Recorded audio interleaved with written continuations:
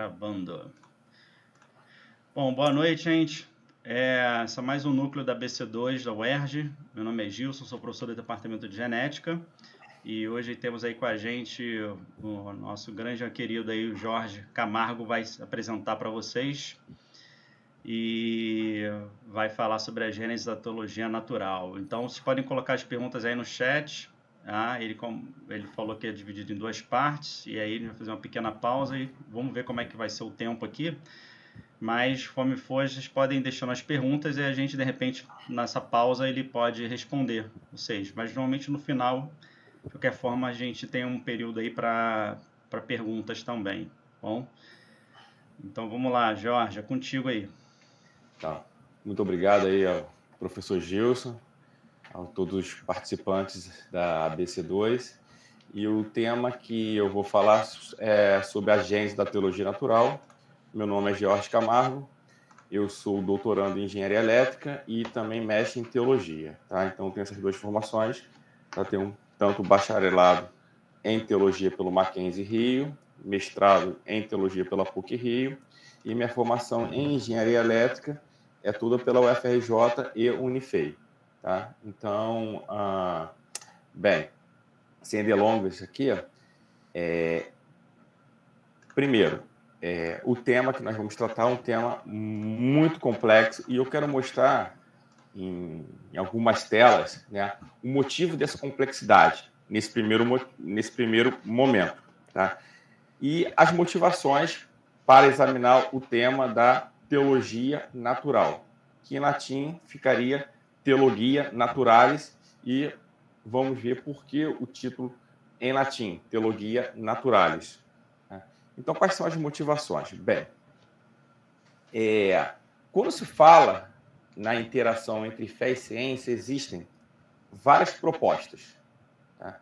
E neste livro, chamado, está em português, Quando a Ciência Encontra a Religião, aqui o Ian Barbo, ele coloca as perspectivas do encontro entre ciência e religião diante de 4 maneiras.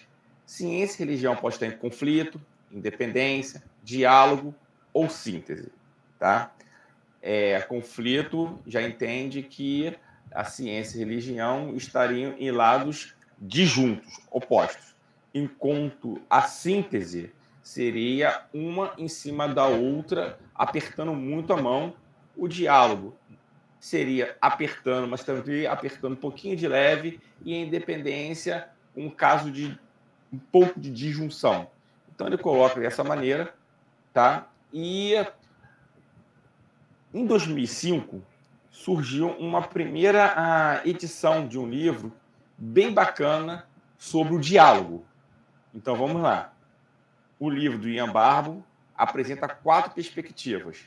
E em 2005 foi traduzido para o português um livro chamado Fundamento do Diálogo entre Ciência e Religião, cuja autoria é de um autor irlandês, tá? Ele é teólogo e cientista, ele tem doutorado em biofísica, tem um doutorado na área bioquímica, se não me engano, tá? E o Alice McGrath é este autor, tá? Ele foi professor na Universidade de Oxford e ele escreveu esse livro, que nada mais era do que algumas anotações de aulas dele que ele dava na Universidade de Oxford, quando o assunto era ciência e religião. Aqui eu repito, ciência e religião. Não era a ciência da religião, ok? Então, nesse livro, tá, que foi publicado em inglês em 1990 e só traduzido em 2005, e aqui eu mostro o gap, tá? Eu tive o prazer de resenhá-lo numa revista da Igreja Presbiteriana chamada Fides Reformata. Tá? E aqui, então, tem todo o resumão e alguns insights que eu fiz sobre esse livro. Se quiser, antes de ler o livro, ver essa resenha é disponível no site do Mackenzie, só escrever o nome do livro no Google que encontra, tá bom? E a partir de então, eu comecei a pensar, poxa, como é que nós podemos fazer um debate sadio sobre ciência e religião. E logo veio a proposta de McGrath, pela teologia natural. Essa é a motivação. Então, esse livro, Fundamento do Diálogo entre Ciência e Religião, que foi publicado pela Loyola, ele foi republicado pelo ABC2 recentemente, em 2020. Em 2005, pela Loyola, e tem uma nova versão em 2020. Sugiro comprar a versão de 2020. Tá? Bem, e aí, esse tipo de reflexão de teologia natural, tá? Se é nova ou não é nova, isso é um debate ainda, né? A teologia natural de Arthur McGrath, né?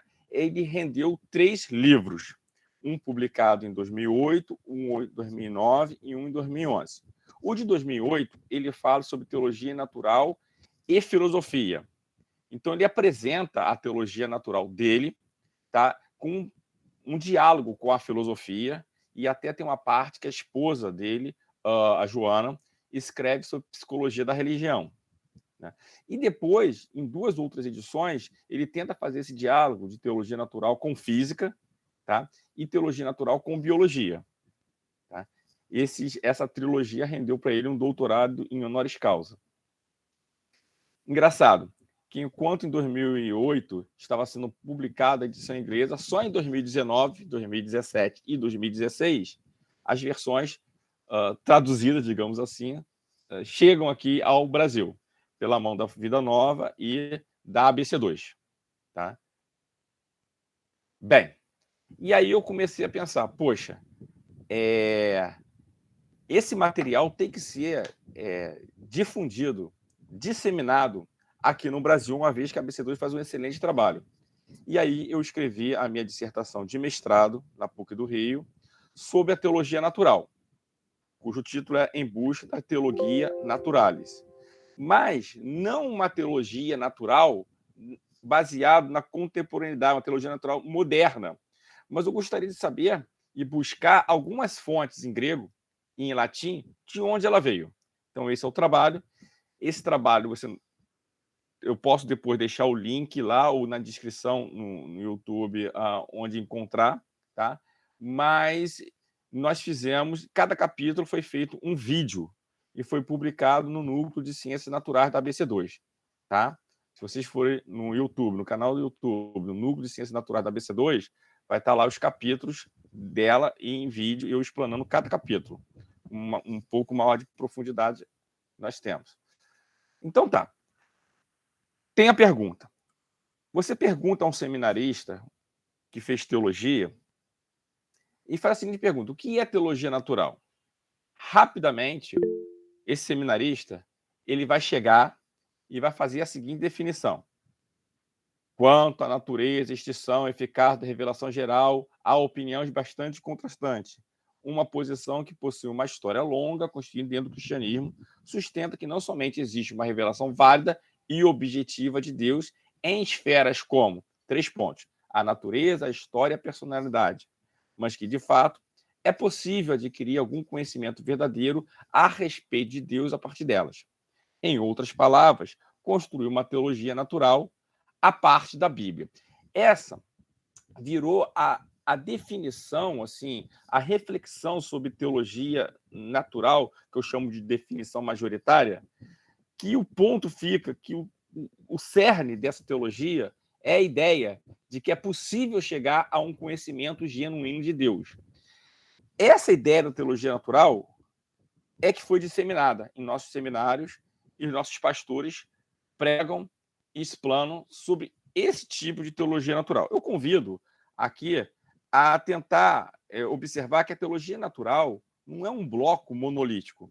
E aí eu coloco outras definições, e definições complicadas, que aqui eu não vou explicar o motivo. Mas, por exemplo, existe a epistemologia de Wilson Walston, que ele fala o seguinte sobre a teologia natural: é um empreendimento de fornecer suporte para crenças religiosas, partir de premissas que não são nem pressupõem quaisquer crenças religiosas.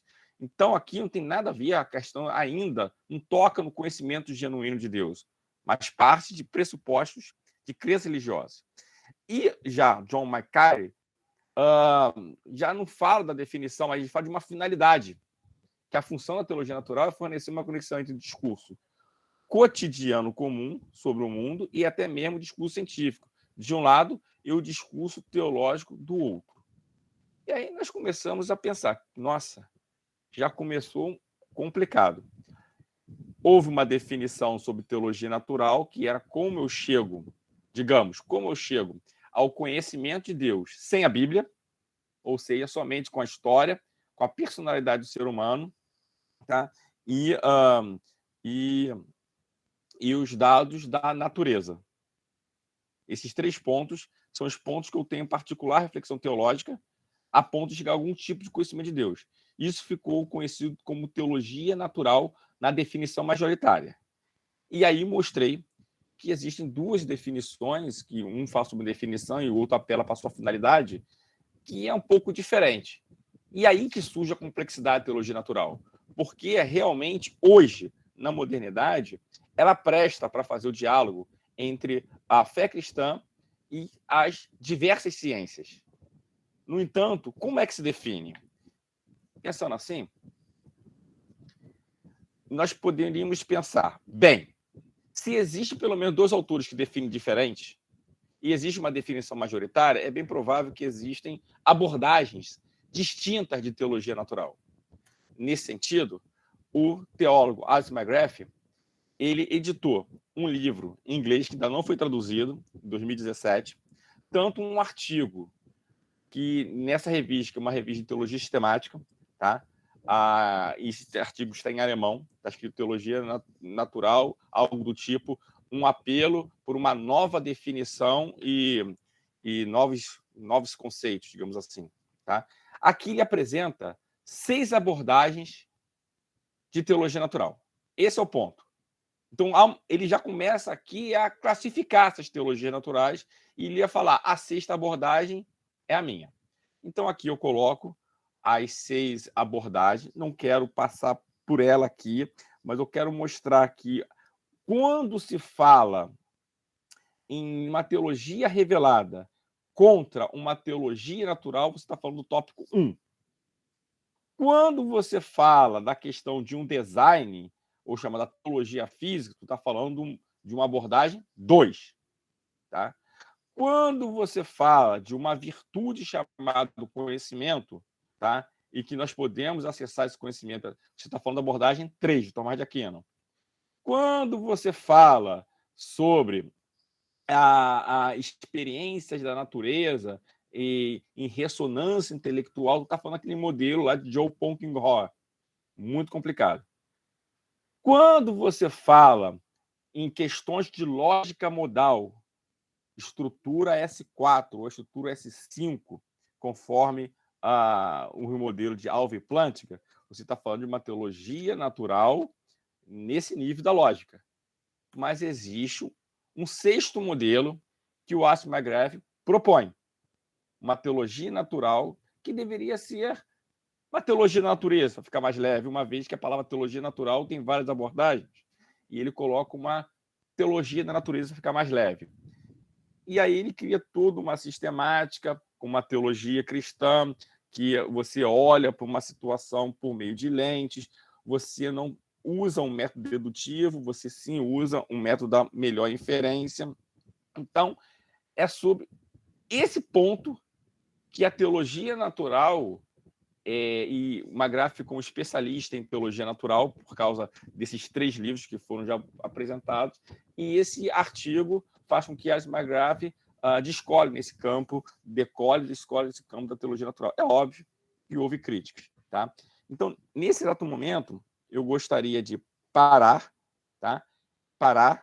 e fazer um breve resumo. O que eu falei até agora? Eu falei que na modernidade o conceito de teologia natural não pode ser um bloco monolítico. McGrath nos apresenta, como uma orientação pedagógica, 6 abordagens. E a 6ª, ele vai fazer uma maior reflexão.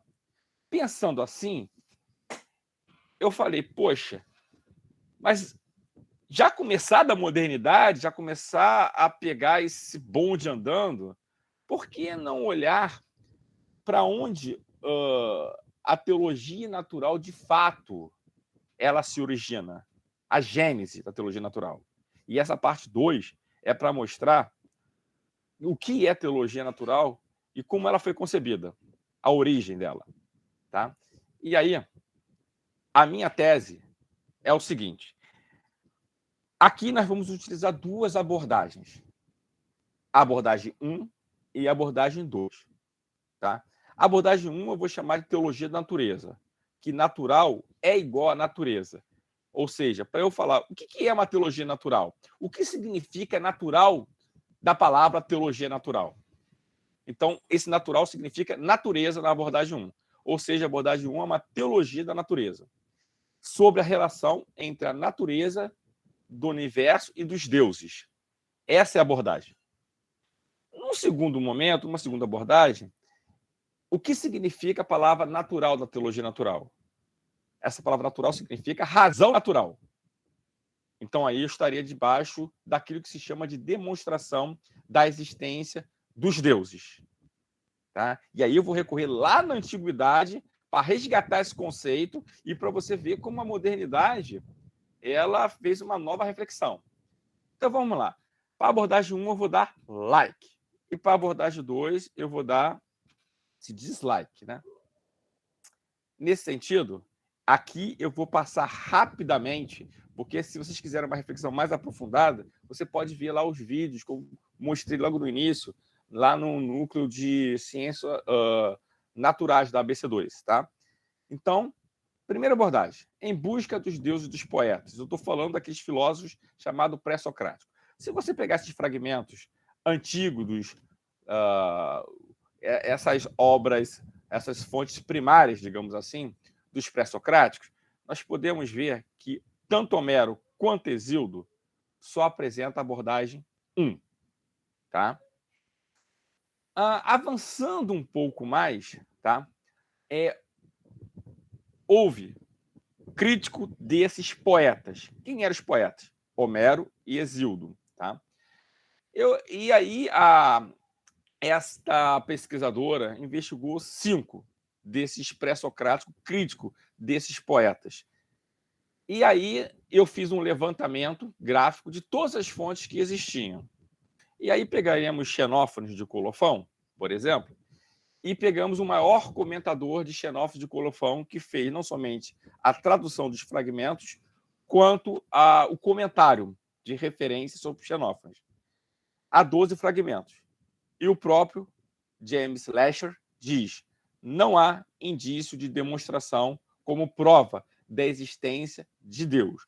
Então, nesse primeiro momento, aqui entre os pré-socráticos e os poetas e os pré-socráticos, estamos diante de uma abordagem de teologia natural como uma teologia da natureza, tá? Onde há uma interação entre os deuses e o universo. E aí vamos ver os filósofos, tá? Os filósofos que vão criticar esses pré-socráticos, digamos assim. E aí nós olhamos uma obra chamada A República, livro 2, fragmento 369, está escrito em grego aqui, e na frase vermelha está escrito tupoi peri teologias. Pela primeira vez, a palavra teologia aparece na forma grega, e não está escrito na Bíblia, está no escrito de Platão. Tá? A tradução, basicamente, seria essa. E aí eu vou ler só a parte que está ali em vermelho. Está certo? Declarou. Mas isso mesmo, os modos respeitantes à teologia. E aí a palavra, os especialistas se confundem se essa palavra teologia se realmente é teologia ou mitologia. Tá? Nesse momento, se você ler o texto, esse fragmento, não há indício nenhum de prova da existência de Deus, mas sim uma relação entre os deuses e o universo. E essa palavra teologia está inserida nesse contexto, onde teologia se confunde com mitologia. E aí peguei 3 grandes comentadores das obras de Platão aqui. Um é um teólogo, outro é um filólogo e o outro é um historiador. Não vou investir muito tempo aqui, mas vou pegar só o Werner Jäger. E quando ele diz que a palavra teologia é muito mais antiga do que o conceito de teologia natural. Opa! Então surge a origem da teologia, e teologia, nesse primeiro momento, faz parte da filosofia, tá? Daqui a pouco vai surgir o conceito de teologia natural dentro daquilo que vai ser chamado de teologia tripartita, em latim, que aqui está sendo traduzido como tricotomia varroniana. Calma, que nós vamos chegar nesse momento. Eu sei que é muita informação, mas vamos devagar. Tá? A análise desses 3 comentadores fala que em Platão, na República, no livro 2, ainda mantém somente a abordagem 1, que é a teologia natural, e a palavra natural significa natureza, uma teologia da natureza. Bem, avançando, nós vamos ver o último livro, o último diálogo de Platão. Esse diálogo chama Leis. Tá? No livro 10, no fragmento 884 a 910, tá? Nós já começamos a perceber que lá há uma articulação para a prova, uma demonstração como prova da existência de Deus. Então, em Platão, nós começamos a observar uma teologia natural que aponta para provas da existência de Deus, que vai, na modernidade, dar a definição majoritária. Ok? Beleza. Eu não entrei aqui no grego, do fragmento, tá? Mas se vocês quiserem ver o desenvolvimento disso, vocês vão lá no núcleo da BC2, que lá tem um vídeo somente sobre isso. Bem, mas esse conceito entrou na tradição bíblica, o conceito de physis, entrou que ao pé da letra seria natureza, entrou na tradição bíblica? Bem, para ver isso, eu tenho que fazer um exame na Bíblia hebraica, que aí tu for só o Antigo Testamento, sem aqueles livros que nós chamamos de deuterocanônicos, na Septuaginta, que já entra já os livros proto-canônicos, deuterocanônicos, trito-canônicos, tá? E no Novo Testamento grego.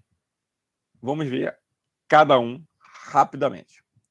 Bem, a Bíblia hebraica divide em 3 blocos. A Torá, a lei, ou seja, a Bíblia hebraica não é a Torá, tá? A Bíblia hebraica é a Tanar, que a Torá são os 5 primeiros livros da Bíblia hebraica, tá? Que em grego se chama de Pentateuco e em hebraico chama de Torá. Os Neviim, que são os profetas, tá? E os Ketuvim, que são os escritos. São 24 livros organizados dessa forma, tá? E o nome dele dado pelo acróstico TNK. T de Torá, N de Neviim e K de Ketuvim, que são os escritos. Tá? Então, essa forma. E não há nada na Bíblia hebraica que fala de uma teologia natural como teologia da natureza ou de uma teologia natural como uma teologia racional. Olha que nós estamos analisando aqui a filologia da palavra. É bem certo que lá no Salmo 19, tá? Mas esse tipo de conceito não é o conceito que está sendo gerado dentro da filosofia grega. Quero deixar bem claro. E quando nós chegarmos no Novo Testamento, nós vamos ver o que significa essa teologia natural que foi concebida. Tá? Bem, em um segundo momento, nós vamos ver a Septuaginta. E aí eu fiz a seguinte marcação. O que é preto é protocanônico. Ou seja, se você é um protestante, a sua Bíblia do Antigo Testamento tem os protocanônicos. O verdinho são os deuterocanônicos. Se você é um cristão católico romano, a sua Bíblia tem o preto e o verde. Tá? Mas não tem o vermelho. Então, o volume 1 da Septuaginta são esses livros, e a Septuaginta tem um segundo volume, tá? Que vai passar daqui a pouco. Eu fiz menção de mostrar a terceira Macabeus e quarta Macabeus, que é apócrifo, tanto para a tradição protestante como para a tradição católica romana, tá? Mas não é apócrifo para outras tradições cristãs, como ortodoxa, algumas ortodoxas, tá? E lá em 3ª Macabeus e 4º Macabeus está marcado aqui, e depois vou mostrar por que está marcado. E o segundo volume da Septuaginta tem esses livros, segue aquela mesma legenda, e a marcação está em Sabedoria de Salomão, que é um livro deuterocanônico, ou seja, está no cânon da Igreja Católica Romana. Então, há 3 livros, 3ª Macabeus, 4ª Macabeus e Sabedoria de Salomão, que foram grifados aqui, onde sim aparece o conceito de physis como teologia natural. E aí eu quero marcar, esses são os versículos que aparecem, tá? E fazendo uma análise exegética deles, e gostaria de marcar somente Sabedorias, capítulo 13, verso 1, que diz assim: são fúteis todos aqueles homens por natureza, nos quais se instalou o desconhecimento de Deus. A partir de bem visíveis, não foram capazes de conhecer aquele que é, como também não reconhecer o artífice, mesmo considerando suas obras. Aqui nós precisaríamos um pouco de reflexão, precisaríamos do texto completo, tá? Por questão de tempo, me parece que Paulo, o apóstolo Paulo, teve acesso a esse livro chamado Sabedorias. E quando ele escreve Romanos, capítulo 1, você vê que é similar. Se você ler Sabedorias 13 e Romanos, você vê que é similar. Que a ideia de uma divinização da natureza, ou seja, aquela abordagem lá que a gente está vendo, aquela abordagem 1, onde a teologia da natureza tem a ver muito mais com uma teologia natural, que se confunde os deuses com a própria natureza. E aqui o culto aos ídolos. Tá? Bem, indo para o Novo Testamento, tá? Eu gostaria de registrar essas 14 citações, mas eu quero mostrar uma que é muito cara, que é Gálatas, capítulo 4, verso 8. E aqui é uma orientação pedagógica para ilustrar. Gálatas, capítulo 4, 8, na tradição ecumênica brasileira, diz assim: outrora, quando não conhecias a Deus, estavas escravizados a deuses, que por sua própria natureza não são. Então, assim, aqui já nos desperta uma coisa. A teologia natural, segundo a abordagem 1, fala sobre a natureza dos deuses, que muitas vezes confundia com a natureza do universo, por causa de uma cosmovisão panteísta, onde Deus e natureza estão colados. É aqui que Paulo entra.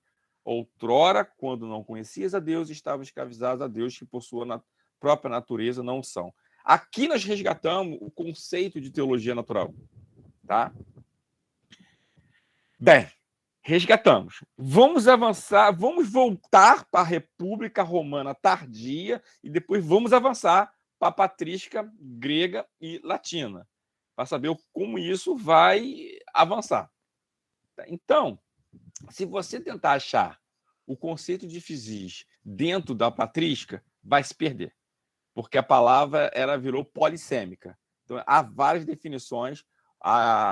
Se você for no leste de patrística, do anglicano, do Lampe, tá? Que é um anglicano, um teólogo anglicano, você vai se perder. Acho que não é um bom caminho. Tá? Aqui eu mostro algumas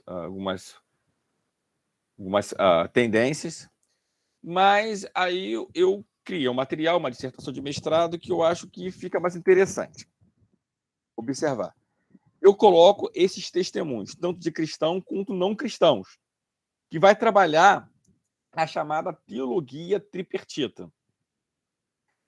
Varrão, Plutarco, Dião Crisóstomo, Aécio e aqui um pai latino, Tertuliano, que depois ele vai apostatar, né? Alguns vão chamar de pai, vão chamar de um escritor eclesiástico.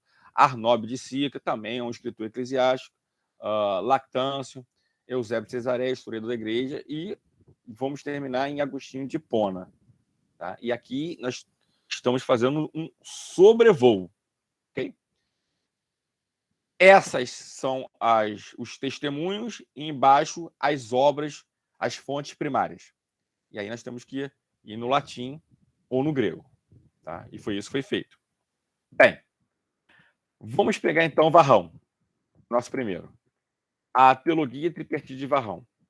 Existe um texto magnífico que está em francês, que é este, de Jean Pipin, que dá um norte sobre essas fontes. Tá? Teologia de Tripartite de Varrão, ensaio de reconstrução e pesquisa das fontes.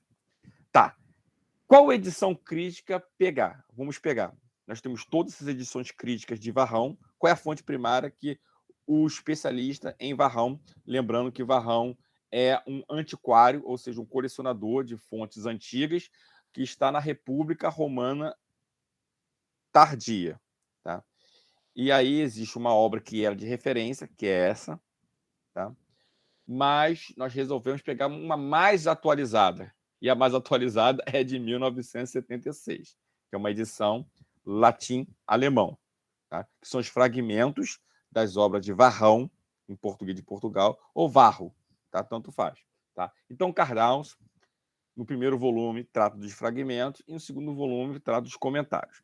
Para nós, vamos ficar somente no fragmento 7. Eu fiz um trabalho, eu apresentei no Congresso Nacional de Teologia e Ciência da Religião, a AMPTEC, que eu faço uma análise de alguns fragmentos da tradução do latim para o português. Aqui, vou ficar somente nesse fragmento para entender por onde entra a teologia natural. Tá? Neste ponto, já está sistematizada a teologia natural. E por que teologia tripartite? Uma palavra latina que significa a reunião entre uma teologia mítica, a palavra teologia física ou teologia natural é a mesma coisa, ou teologia civil ou teologia política. Ok? Então, o fragmento é esse aqui, em latim, e a tradução é essa, que existem 3 gêneros de teologia. 3 gêneros de teologia é teologia tripartita, em latim. Isto é, de doutrina que se desenvolve acerca dos deuses, e que o primeiro deles, a primeira teologia, tá? Se chama mítica, teologia mítica. A segunda, física, teologia física. E o terceiro, civil, teologia civil. Denomeiam de mítico aquele de que os poetas muito se utilizam. De físico, aquele de que os filósofos se valem. E de civil, aquele de que os povos se servem. Então, vamos lá. Vamos só tentar entender aqui esse fragmento.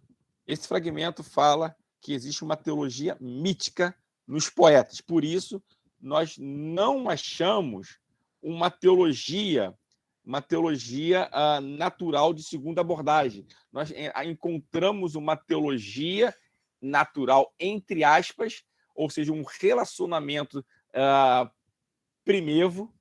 primordial, que é preferível chamar de teologia mítica. Ok?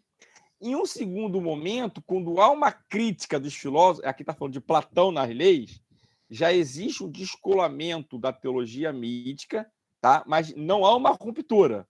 Ela continua, a teologia mítica continua, mas já há uma reflexão da teologia física ou teologia natural. Ou seja, o nascimento daquilo que vamos chamar de teologia filosófica. Então, a teologia natural é uma teologia filosófica de competência dos filósofos. A teologia mítica é de competência dos poetas e a teologia civil ou teologia política é de competência dos cidadãos, do povo, da polis, tá? E dos governantes. É isso que é a teologia natural. E aí, esta obra, ela ramifica para outros autores que vão fazer essas reflexões, e aqui estão a primeira variante, segunda variante, terceira variante, ou seja, mítica. Por exemplo, aqui, por exemplo, em Plutarco, nós temos a palavra eidos physikon, em grego, ele escreve em grego. Aqui ele considera a teologia natural como primeiro, a teologia física como primeiro, a teologia mítica como o segundo e a teologia nômico, de normas, a teologia política como terceira. Já Tertuliano fala de um gênero chamado físico, de um gênero chamado mítico e de um gênero chamado gentile ou civil. Tá? E aí vai toda a expressão. E aqui eu mostro a consolidação quando a palavra physicon, que é grega, passa para os termos latinos, ou seja, natural, ou naturalis, ou teologia naturalis. E, a partir de então, a obra do Antiquates Rerum Manoro et Divinarum, de Varrão, ele é criticada dentro de um livro chamado A Cidade de Deus, de Santo Agostinho, ou Bispo de Hipona, Agostinho de Hipona. Então, há essa divisão, e aqui é o fragmento em latim de Agostinho, citando Varrão, tá? E na obra A Cidade de Deus. Até agora, tratamos das três teologias, que os gregos denominam mítica, física e política. Preste atenção que os termos aqui, mítsen, philosophen e politsen, estão todos em grego, apesar de estar na forma latinizada. Uma palavra réveillon, nós colocamos, está na forma, é uma palavra francesa, mas incorporou ao idioma. Que na forma latim se poderia chamar de fabulosa ou mítica, né? Natural ou civil. Enquanto teologia política é uma expressão grega, teologia civil seria uma expressão latina. Enquanto teologia mítica é uma expressão grega, teologia fabulosa, vai fare em latim, seria em latim.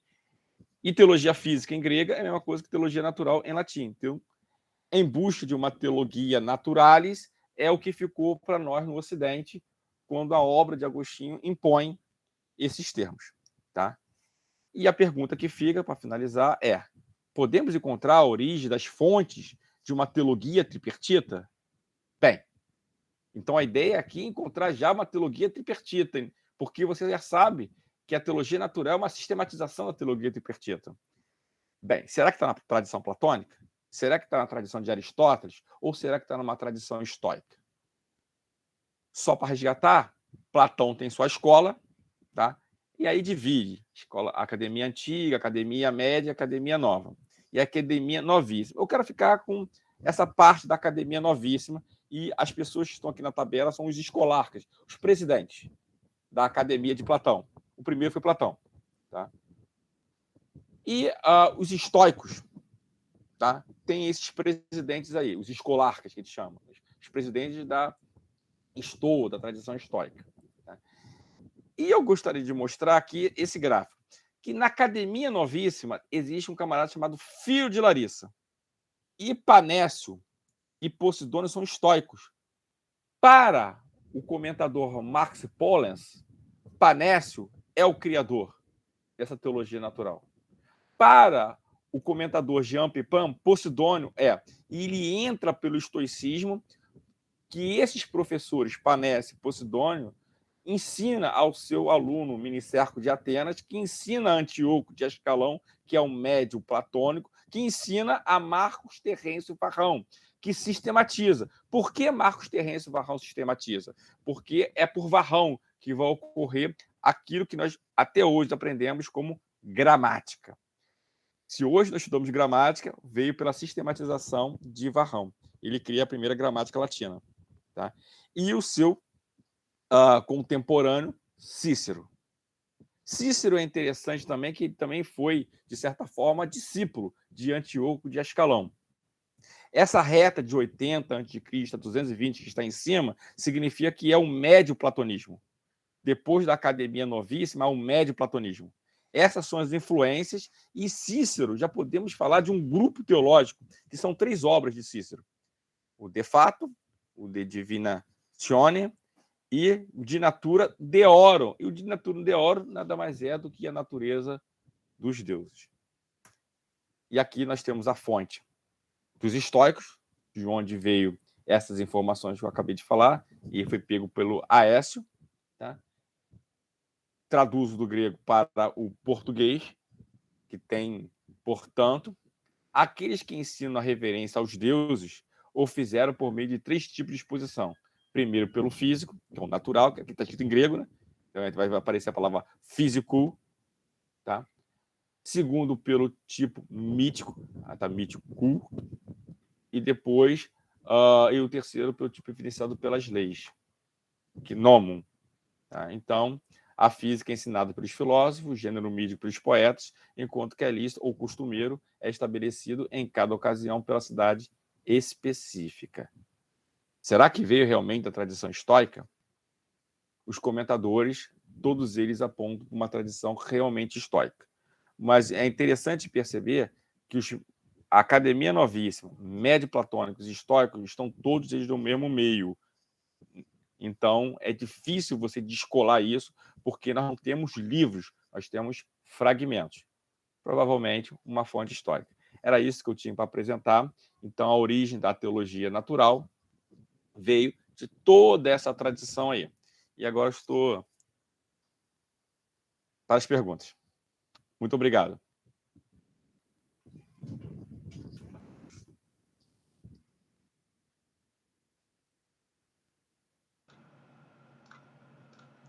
Maravilha, Jorge. Obrigado aí.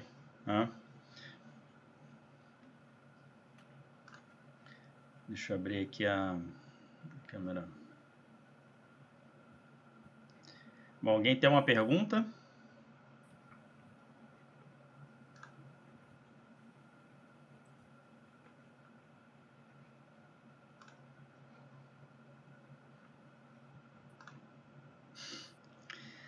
O pessoal tá com vergonha. Eu vou fazer o seguinte. Oi, travou? Ah, parece que travou. Eu vou fazer o seguinte, eu vou orar aqui, né, agradecendo a Deus pela reunião, Jorge, e aí eu paro a gravação, aí vocês podem perguntar à vontade, que não vai ficar no canal, tá? Sem vergonha. Então, tranquilo. Então, vamos orar aqui. Querido Pai Santo, obrigado pelo Jorge, agradecemos, Senhor, por essa reunião, que possamos ter mais maturidade, Senhor, conseguir fazer esse diálogo entre a fé cristã e ciência. Pai, toma conta das nossas vidas, Pai, que possamos, assim, buscar, enxergar a Ti, Senhor. Saber fazer uma interpretação correta, Senhor, das evidências, Senhor, sem nunca Te deixar para trás, Senhor amado. Em nome de Jesus Cristo, obrigado por tudo, em nome de Jesus. Amém e amém. Maravilha. Deixa eu parar aqui.